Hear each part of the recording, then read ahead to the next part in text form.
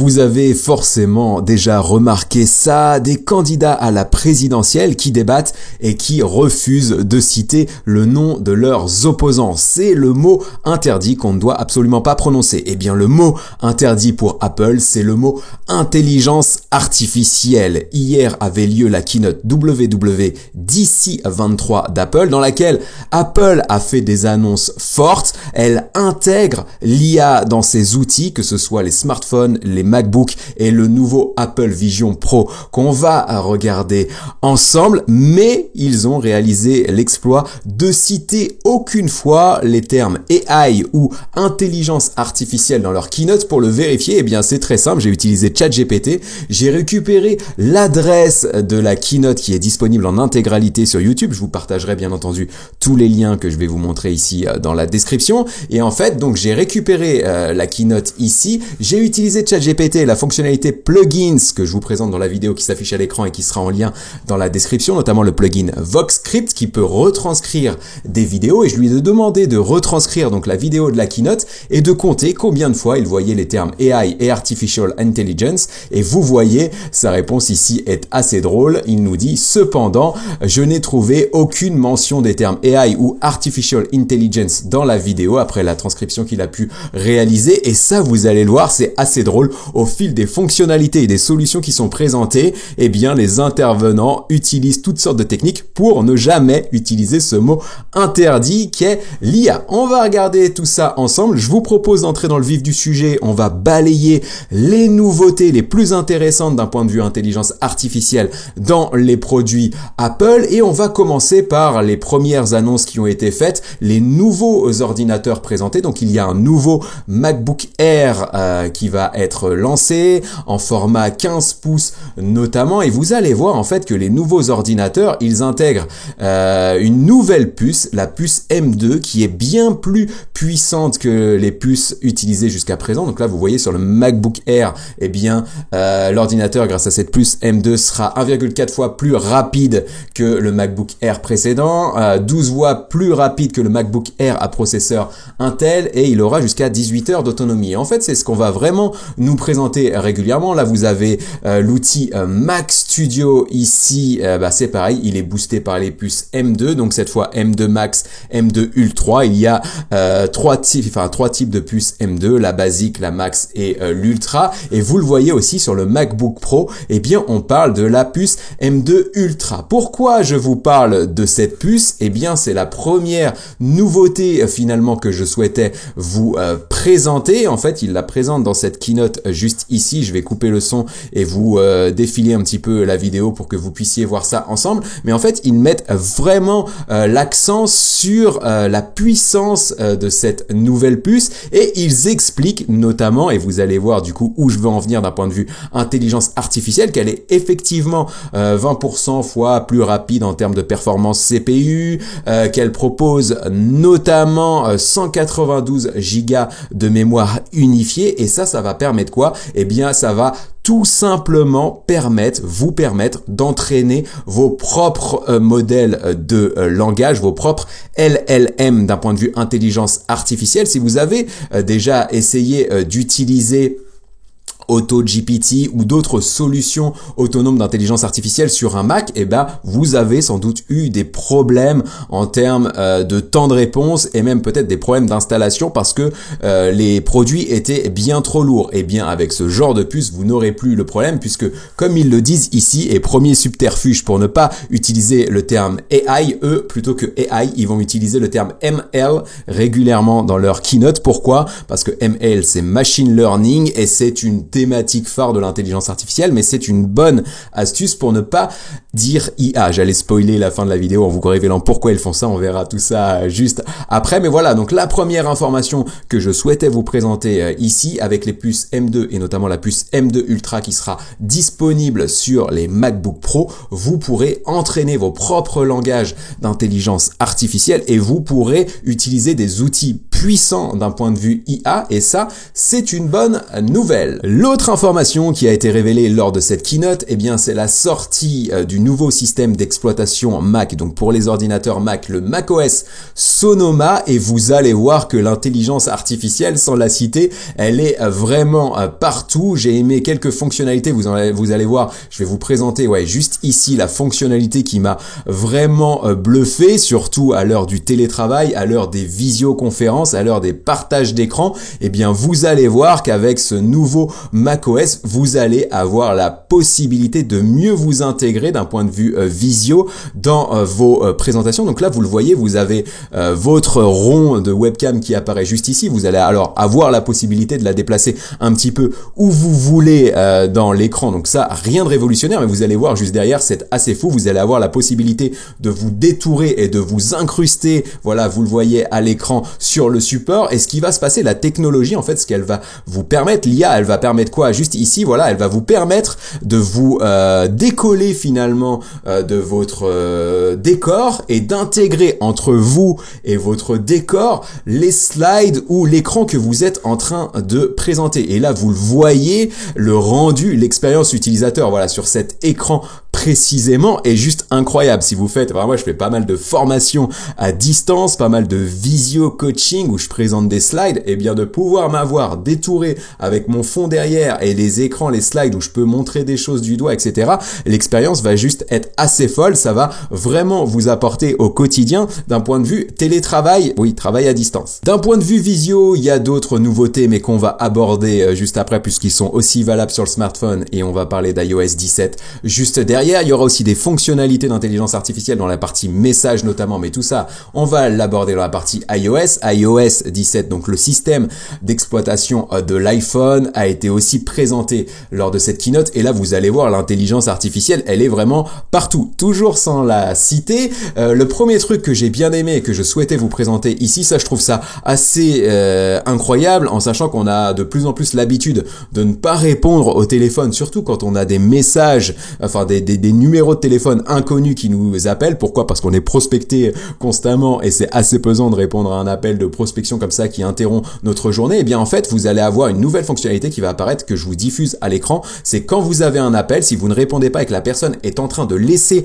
un message sur votre répondeur, et bien vous allez avoir la retranscription en temps réel, version texte de ce message, et vous aurez toujours la possibilité de répondre à l'appel. Donc ça, c'est hyper intéressant. Vous avez un interlocuteur qui vous appelle, vous ne le connaissez pas, donc vous répondez pas, il vous laisse un message, notamment l'exemple ici qu'on a de Nico Schroeder, il est en train de vous parler, vous vous dites, oui, le message est intéressant, j'ai envie d'avoir cette discussion, bam, vous cliquez sur accepter l'appel et vous pouvez répondre. Ça, c'est vraiment incroyable, je pense que ça va changer la manière dont nous utilisons notre iPhone aujourd'hui. L'autre fonctionnalité qui est un petit peu la continuité de celle-ci, eh bien c'est la transcription en temps réel des messages vocaux. Moi, je sais que j'utilise pas mal de messages vocaux, mais j'ai des amis, des collègues, des personnes dans mon entourage qui n'aiment pas du tout cette fonctionnalité-là et je les saoule à leur envoyer des messages vocaux. Eh bien, avec iOS 17, vous aurez la retranscription en version texte et en temps réel de ce message vocal. Donc là, voilà, c'est pratique plutôt que de les écouter.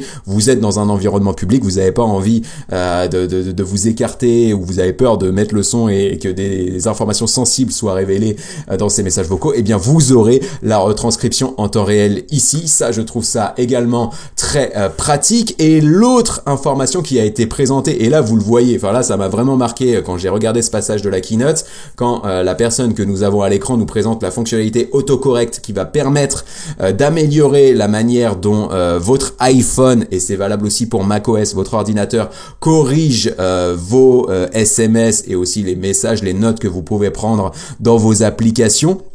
Donc ça va être boosté, ça va être beaucoup plus performant et vous allez voir, il y aura moins de risques d'envoyer des messages qu'on ne souhaitait pas envoyer par des petites coquilles de correction qu'on ne souhaitait pas. Et en fait là ils vont nous dire oui c'est ça tourne sous une technique de machine learning bien plus puissant basée sur la prédiction de mots, et en fait ça vous l'avez vu si vous suivez la chaîne et si vous avez regardé les vidéos dans lesquelles je parle de modèles de langage, je vous en mets une qui s'affiche à l'écran et qui sera en lien dans la description. L'intelligence artificielle aujourd'hui, les outils principaux que vous connaissez qui sont en train de buzzer, type ChatGPT notamment, sont des outils d'intelligence artificielle, des modèles de langage qui fonctionnent sous forme de prédiction. C'est-à-dire que quand ils vous répondent, si vous posez une question à ChatGPT, il va pas techniquement répondre à votre question, il va juste prédire mot après mot la suite de la discussion finalement que vous pourriez avoir. Et là c'est exactement ce qui va se passer avec la fonctionnalité SMS. Vous allez commencer à écrire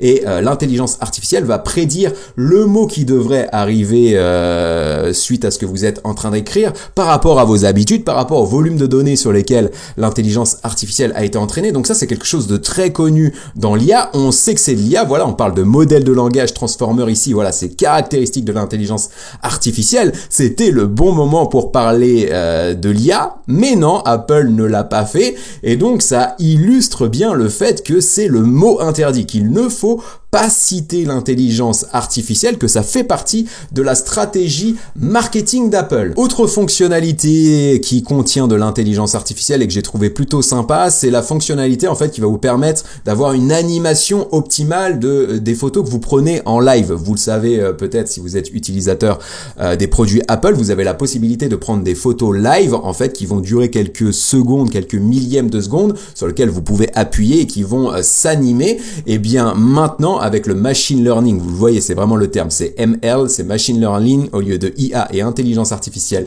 pour Apple. Et bien en fait, avec le machine learning et donc le modèle avancé de machine learning que Apple utilise, comme ils nous le disent ici et vous l'avez vu en sous-titres, et bien les images vont être animé de manière assez bluffante. Là vous l'avez vu avec cette cascade juste ici, c'est assez impressionnant. Donc voilà, je souhaitais vous présenter ça, et là maintenant on va aborder l'annonce forte qui a été faite lors de cette WWDC 23. C'est la sortie du nouveau produit d'Apple, et vous allez voir que le Tim Cook, le CEO d'Apple, a vraiment mis cette Apple Vision Pro sur la même ligne que la révolution du Mac et la révolution de l'iPhone. Il nous dit voilà, tout comme le Mac nous a fait découvrir l'informatique personnelle et l'iPhone l'informatique mobile, on a l'Apple Vision Pro qui nous fait découvrir ce qu'ils appellent l'informatique spatiale, et vous allez comprendre avec les fonctionnalités que je vais vous présenter juste derrière qu'effectivement ça peut être révolutionnaire. Mais voilà, pour Tim Cook, c'est le nouveau produit que lance Apple, c'est ce produit qui va révolutionner le monde comme l'iPhone a pu le faire il y a 15 ans maintenant. Donc ce produit en fait c'est l'Apple Vision Pro, c'est un casque que vous avez ici qui intègre de la réalité virtuelle mais qui intègre aussi un ordinateur, qui intègre tout type de médias. Vous allez voir, c'est assez impressionnant. Et donc là on a des petites vidéos de présentation, je vous en partage une ici où en fait la personne a mis le casque et elle retrouve ses applications sous les yeux finalement dans le casque. Elle peut se balader sur ses photos, elle va pouvoir utiliser toutes sortes d'applications. Donc voilà comment ça se présente, vous le voyez en situation juste ici. Donc voilà, on peut interagir avec nos applications juste par la voix et en touchant finalement les applications dans l'espace. Donc ça c'est assez intéressant.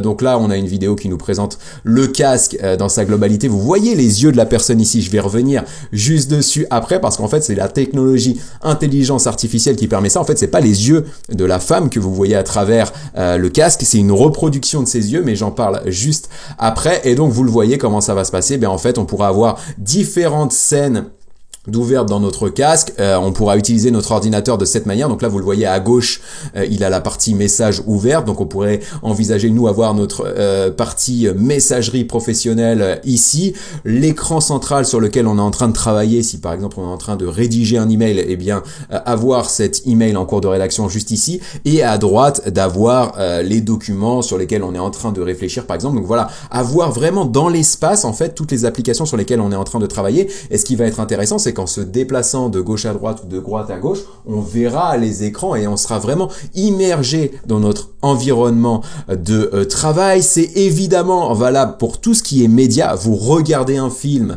ou une série, eh bien vous serez immergé dans la série et donc vous allez voir, avec notamment une technologie d'intelligence artificielle qui reproduit les objets en 3D, vous pourrez être carrément en immersion dans la scène. Donc ça, c'est une vraie avancée technologique. Et avec l'Apple Vision Pro, Apple souhaite vraiment ramener voilà tout ce qui est 3D, réalité virtuelle et réalité augmentée auprès des consommateurs. Donc voilà comment se présente l'outil. Donc vous avez des petites molettes comme vous pouvez avoir notamment sur l'Apple Watch pour régler le son et régler en fait la dimension de ce que vous regardez. Ce qu'on nous présente ici en fait, ouais voilà c'est ça. Alors ça va être assez intéressant. Je crois que j'ai prévu des vidéos après, c'est pas grave, je les passerai rapidement si il y a redondance. Mais en fait ici on voit une personne qui regarde un petit film qu'il a pu faire avec son smartphone où on voit ses deux enfants dans un parc. Et en fait ce qui va être intéressant, c'est qu'en fait vous allez être non seulement en immersion du coup dans cette scène, donc vous allez revoir cette scène comme si vous y étiez, mais en plus avec l'audio spatial, en fait vous allez voir le son qui se déplace, qui vient de gauche, de droite, donc vous aurez vraiment la sensation de revivre, voilà, le souvenir que vous avez sous les yeux. Ça, je trouve ça assez incroyable. On a l'impression, enfin là aujourd'hui avec tout ce qu'il y a aussi d'un point de vue évolution IA, on a presque l'impression que c'est pas grand chose, mais si on nous avait dit que ça existerait il y a encore 2, 3, 4, 5 ans, on aurait trouvé ça assez fou. Donc voilà, il y aura pas mal de choses là-dessus. Je vais vous présenter voilà un petit peu les news que j'ai trouvé pertinente sur l'Apple Vision Pro, notamment voilà sur ce que je vous disais précédemment, en fait sur les yeux que vous allez avoir. Voilà, vous voyez la personne en fait ici, elle a le casque, vous avez l'impression de voir ses yeux juste ici, et en fait ce qui se passe vraiment, c'est que les yeux ont été reproduits par le casque. En fait il a scanné votre visage, il a récupéré votre regard, il l'a appliqué donc au casque, et en fait quand vous allez vous balader, quand vous allez regarder de gauche à droite ou de droite à gauche, eh bien votre regard va se balader lui aussi. Et donc ça c'est assez intéressant parce que voilà, si vous avez votre casque et qu'il y a des personnes autour de vous, eh bien ils verront où vous regardez, où vos yeux se posent. Si vous leur parlez, eh ben ils verront que vous les regardez et donc ils auront la confirmation que vous les écoutez. Donc voilà, c'est assez une petite fonctionnalité qui peut paraître comme ça optionnelle, mais très intéressante et surtout techniquement, ouais, c'est une belle prestation puisqu'on a récupéré tous les points du visage pour reconstituer le visage et le regard et pouvoir reproduire de manière IA finalement le regard des utilisateurs du casque. Donc ça c'est assez fou. L'autre chose qui sera intéressante, donc je vous ai montré tout à l'heure qu'on avait la possibilité donc d'ouvrir notre navigateur, d'ouvrir des applications, de les avoir à gauche à droite, etc. On aura aussi la possibilité, vous le voyez juste ici avec la sorte de maquette de stade ou de je sais pas quoi que vous avez juste ici, de reproduire vraiment les objets en 3D. Et ça va être intéressant pour tout ce qui est métavers, tout ce qui est réalité virtuelle, réalité augmentée, mais ça fait appel à des technologies d'intelligence artificielle qu'on a déjà traitées sur la chaîne, notamment une technologie lancée il y a peu, Neuralangelo, qu'on a abordé sur la chaîne, qui vient de la société Nvidia. Je vous mettrai la vidéo, elle s'affiche à l'écran et elle sera en lien dans la description. Donc voilà, il y a ces choses-là qui se passent ici, la modélisation d'objets 3D grâce à des modèles de langage, grâce à l'intelligence artificielle. Ça n'a pas été cité et décrit comme tel par Apple, mais c'est exactement ce qui va se produire avec l'Apple Vision Pro.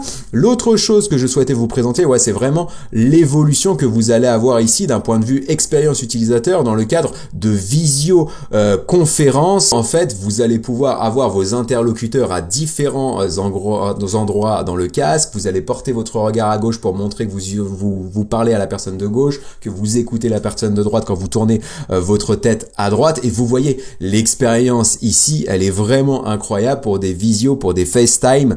Voilà, je trouve ça vraiment intéressant, vraiment pertinent. Mais voilà, cette technologie, elle a un coût. Comme je vous en parlais en introduction, le prix de l'Apple Vision Pro, eh bien c'est $3 499, donc quasiment $3 500. En euros, on sera pas loin de ce prix également, puisque vous le savez, en Europe, les prix sont toujours plus élevés pour les produits Apple. Donc voilà, c'est très cher. Vous allez peut-être vous offusquer sur le prix de cet outil en commentaire, mais ça va m'amener progressivement justement sur la stratégie marketing d'Apple et le positionnement d'Apple notamment en termes d'intelligence artificielle. On en a parlé sur la chaîne, j'ai fait une vidéo, voilà, elle date de 2 ans, donc j'ai peut-être un peu changé, je vous mettrai le lien dans la description, et dans cette vidéo j'explique justement comment fonctionne Apple sur ses prix, sur son positionnement pour rendre accro ses consommateurs. Et donc ce qui se passe avec le casque ici, c'est plusieurs choses. C'est déjà, gardez bien en tête que cette conférence, la WWDC 23, c'est une conférence à destination des développeurs. Donc là, l'idée, c'est surtout d'attirer l'attention des professionnels qui voudront utiliser ce casque pour développer des applications et de nouveaux usages de ce casque pour se positionner et pouvoir, alors pourquoi pas générer du business, générer voilà de nouvelles opportunités. Donc c'est déjà ça la volonté première d'Apple avec ce casque. Donc voilà, forcément le prix, il s'adresse plutôt à des professionnels et à une niche d'un point de vue professionnel que sont les développeurs d'applications. Et l'autre stratégie d'Apple là-dessus, c'est finalement de nous bluffer nous en tant que consommateurs, qu'on se dise bah non, le prix c'est complètement débile, pour que quand ils vont lancer dans quelques mois ou peut-être 1 an, 2 ans l'Apple Vision, j'en sais rien, Lite ou Apple Vision Air à destination voilà des consommateurs particuliers à un prix peut-être déjà exorbitant de $1 500, eh bien qu'on se dise avec l'ancrage du prix à $3 500 que $1 500 finalement ça les vaut, et qu'on se jette tous dessus comme des pigeons, comme des petits pains. Vous me direz ce que vous en pensez en commentaire. Donc c'est ça aussi la stratégie d'Apple aujourd'hui, c'est de nous faire baver, mais de réserver pour l'instant ces produits à une niche de professionnels pour que quand ils arrivent sur le marché, eh bien déjà il y ait des applications de disponibles, parce que ce genre de produit nouveau, l'informatique spatiale comme le présente Apple, eh bien il va falloir avoir des outils compatibles, des applications compatibles, et donc les développeurs ont un rôle important à jouer là-dessus. Et du coup, je souhaitais finir cette vidéo pour revenir vraiment sur la volonté d'Apple de ne pas parler d'intelligence artificielle, et ça me rappelle fortement la stratégie de Meta AI, le groupe de Facebook fondé par Mark Zuckerberg. J'ai une vidéo qui s'affiche à l'écran et qui sera en lien dans la description, dans laquelle je décrypte la stratégie de Meta AI. Meta AI, c'est comme Apple, il refuse de parler de l'intelligence artificielle, en tout cas de parler de l'intelligence artificielle au grand public. Pourquoi ? Parce qu'aujourd'hui, l'intelligence artificielle, elle excite certains, elle excite peut-être les plus ceux qui ont une forte appétence pour la technologie, mais elle fait aussi très peur. Parlez-en autour de vous, vous allez voir, il y a des personnes qui ont peur, qui vont rejeter l'intelligence artificielle en raison des risques, des menaces que cela peut engendrer. Et du coup, Apple, son positionnement, il est clair ici. Il ne veut pas prendre le risque d'écorner son image en parlant d'une technologie qui pourrait effrayer les consommateurs. Il préfère attendre que de nouveaux acteurs comme OpenAI ou peut-être Elon Musk avec son alternative à ChatGPT, TruthGPT, qui va arriver prochainement. Voilà, il préfère que de nouveaux acteurs finalement fassent adopter l'intelligence artificielle auprès du grand public, qui se casse peut-être les dents aussi en effrayant ce grand public, en attendant que les gens s'habituent à l'intelligence artificielle pour derrière justement parler de l'IA, ou en tout cas intégrer encore de manière plus forte l'intelligence artificielle dans ses produits. Pourquoi ? Parce que aujourd'hui finalement Apple reste timide sur l'IA. On attendait pas mal de choses de cette conférence WWDC 23. Je vous ai présenté des fonctionnalités qui sont cool d'un point de vue intelligence artificielle, mais on attendait notamment un Siri, l'assistant vocal présent notamment sur les iPhones. On attendait que Siri soit dopé à l'intelligence artificielle. Quand on voit ce qu'on peut faire avec ChatGPT, quand on voit ce qui se passe d'un point de vue IA, on s'attendait à ce que Siri soit meilleur de ce côté. Et j'en ai parlé notamment sur la chaîne dans cette expérience dans laquelle je fais revivre Steve Jobs avec ChatGPT. J'ai cloné Steve Jobs avec ChatGPT en utilisant des prompts que je vous présente dans la vidéo, des astuces que je vous présente dans cette vidéo. Et du coup, j'ai notamment posé la question à Steve Jobs de ce qu'il pensait du retard d'Apple dans l'intelligence artificielle et de comment il verrait l'IA intégrée dans les produits Apple. Et en fait, la réponse de ce clone de Steve Jobs, elle est vraiment alignée avec la stratégie qu'on voit aujourd'hui d'Apple. C'est que Steve Jobs me dit ici, alors vous le verrez dans la vidéo que je vais vous partager dans la description, mais il dit, le clone de Steve Jobs, qui est basé, entraîné sur des forts volumes de données et une connaissance approfondie de Steve Jobs de par les prises de parole qu'il a pu prendre et ce qu'il a pu faire dans sa vie, etc. Mais voilà, il dit, ce clone, une réponse qu'aurait pu dire à Steve Jobs que l'IA, en fait, l'objectif d'Apple, ça va pas être d'intégrer l'IA parce que c'est la technologie du moment dans ses produits, ça va être de faire en sorte de soit proposer un produit révolutionnaire, et là on le voit avec l'Apple Vision Pro, donc c'est assez intéressant d'avoir cette vidéo qui est sortie quelques jours avant l'annonce et de se dire, bah tiens, en fait, oui, c'est exactement ce qui se passe, c'est un nouveau produit qui sort ici, et surtout ce qu'il nous dit, c'est qu'on a besoin de s'assurer que l'IA va être intégrée de manière sécurisée et adaptée pour le grand consommateur, donc ça confirme ce que je vous disais aussi là précédemment sur la volonté de laisser des nouveaux acteurs se casser les dents sur l'IA et peut-être de défricher le marché pour derrière arriver tranquillement en prenant le moins de risques possible. En tout cas, c'est mon avis. Dites-moi ce que vous en pensez en commentaire. Qu'avez-vous pensé de ces nouvelles fonctionnalités d'un point de vue Mac, d'un point de vue iOS smartphone? Qu'avez-vous pensé de l'Apple Vision Pro? Est-ce que vous projetez de l'acheter? Est-ce que vous pensez que vous pourriez utiliser ce genre de produit au quotidien? Que pensez-vous aussi d'Apple sur le sujet de l'IA? Pensez-vous qu'ils vont accélérer? Quel genre de technologie vous verriez bien arriver? Bref, dites-moi tout ce que vous pensez de tout ça en commentaire. C'était Ludo, moi je vous retrouve très bientôt pour une nouvelle vidéo dans laquelle je vous parlerai d'actu, de tutos, de démos, d'astuces autour de l'IA pour vous donner toutes les clés afin que vous puissiez profiter des opportunités que va générer l'intelligence artificielle. À très bientôt, ciao!